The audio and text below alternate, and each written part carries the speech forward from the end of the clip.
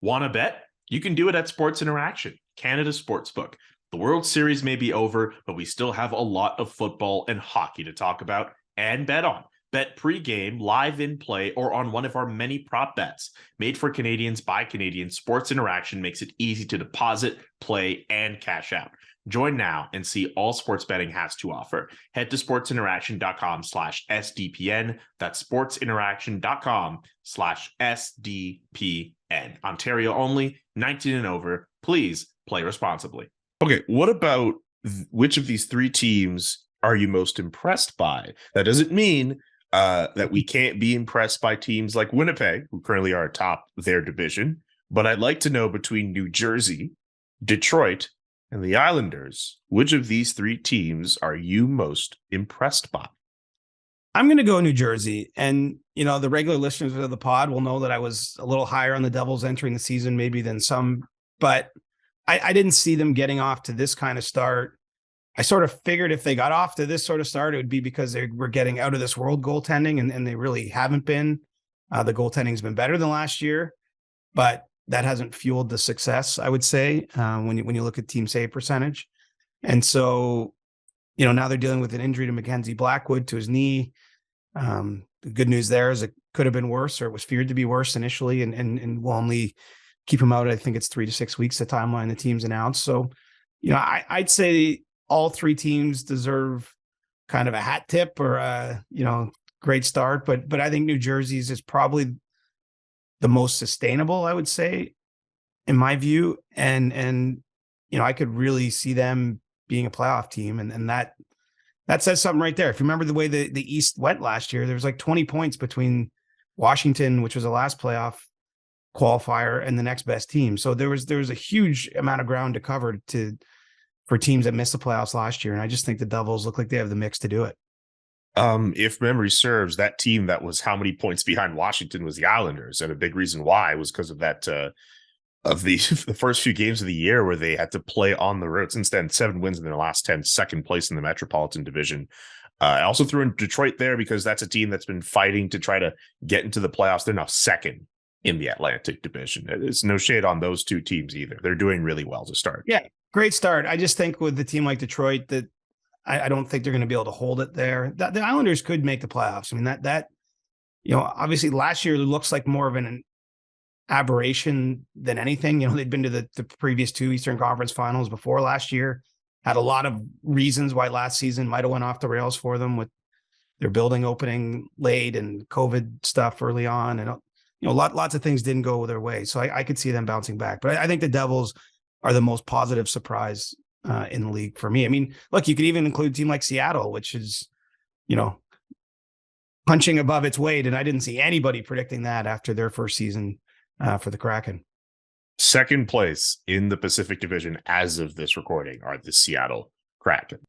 How are the Leafs and their goalie situation? Matt Murray's hurt. Ilya Samsonov is on IR. They signed Keith Petruzzelli. I don't know who that is. Yeah, can you, not to make a very abrupt divert into the goalie situation, but how is that going? It's actually going just fine. The Leafs are fortunate that Eric Kallgren gave them a couple of good outings last weekend after Samsonov went down with an injury, because, it sounds like Matt Murray, I would expect to probably play Saturday for the Leafs. So if not Saturday, he'll be available next week. Anyway, he's very close. It sounds like Samsonov's injury wasn't as bad as they feared, his knee injury. He's been on the ice already a couple times, and Kallgren has actually played pretty well. The Leafs have taken 7 of the last 8 potential points. So that helped get them through what could have been not a great situation, especially given some of the teams they had to play. Like it was a game against Boston where Samsonov got hurt. Then they had to play in Carolina 22 hours later, another top team. Then they played Vegas on Tuesday. So it could have been really debilitating, but Kallgren, give him some credit for getting through. And, Keith Petruzzelli is a great story. I've heard actually from someone who works for another team that he was really turning heads last year in the ECHL. Started his American Hockey League season this year at the Toronto Marlies with a 6-0 record. So obviously had some success out of the gate there, and was on an AHL contract that got upgraded to a full NHL deal because the Leafs needed a backup. But, I don't know long-term what his prospects are. He's really just getting going as a professional goaltender, but hey, this might be a break he needs. Maybe he'll get into one of the games this weekend if Matt Murray isn't ready to return on that timeline. And this is what happens. Jordan Binnington was once the 5th goalie in St. Louis way back when. James Reimer was the Leafs 3rd or 4th goaltender, and they had some injuries, and he's gone on to play 300 plus NHL games. I mean, sometimes you just need an opportunity, and that's what this was for Keith Petruzzelli. Yeah, good for him. Good for him. Almost worthy of a stick tap if you really think about it, if he gets the start over the weekend as well. But it just seems generally between that, and even if that is going on, it's kind of cooled off in terms of the temperature in Toronto, considering what it was about 2-3 weeks ago in the city. Just it looks as if they look a lot better than they were at the start of the season. Yeah, winning is the best deodorant, man. Like I always like say that phrase. I always say this, like when people get down on the media about coverage of a team or this or that, I'm just like, if you mix in some victories, it's amazing how the storylines turn positive. I've seen some of my colleagues, Jonas Siegel wrote a nice story in The Athletic about, John Tavares defying his age. Like now all of a sudden that the talk about the team is all the things that are going well, because things are going well. It's to simplify things. That's how this works. And so the Leafs have had a really good stretch against really good teams. They themselves suddenly now look like a really good team again. I would say, they're not out of the woods in terms of if they're, a 3-game losing streak next week and maybe things get crazy again. I don't know how that'll all go, but they clearly have a team that should get them back to the playoffs. And, let's tune back in late April and see where they're at. Yeah, of course. Just trying to follow all of these teams and where they're at. I mean, the Flames started off really hot. They've since kind of fallen off a bit. Seattle is as high up as they are in their division. Detroit's doing well. But teams like Pittsburgh have kind of fallen off too. I keep thinking of the episode we did last year around American Thanksgiving, where we tried to figure out how many teams currently in playoff positions would hold.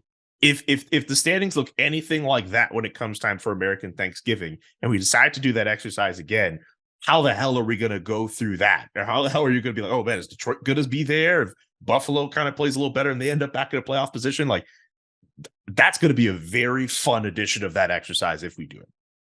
Yeah, it's lining up well. I mean, because what's crazy is it seems to me there's been more streaks in the negative way than you're used to seeing. Like Pittsburgh lost 7 in a row before beating Washington on Wednesday night. So, it's one thing to like lose 3 or 4 in a row, which is not good. But when it gets to 7 and St. Louis has got it to 8, Calgary's at 6 with some overtime loser points mixed in there. But I mean, it's a lot of teams that were playoff teams that are expected to be playoff teams that have, leaked some serious oil here in the early going. And so the counterweight to that is then there's a few teams that are much higher up than we would have guessed. So I think we should do that where we did. I think we called it contenders and pretenders. Yes, we did. I think we should do that exercise again. It's too soon though, right now. Oh yeah. We got to let a couple more weeks go by. Maybe right at US Thanksgiving's a Thursday. Maybe that's the episode we do it. But oh yeah, it's it's going to be, it'll be tough. We'll see. Like 2 weeks, a lot can change too, right? Maybe St. Louis wins 5 in a row from here, and then it'll just look more normal. It will be more balanced out. So we just got to let the games play out, man. We can't force it.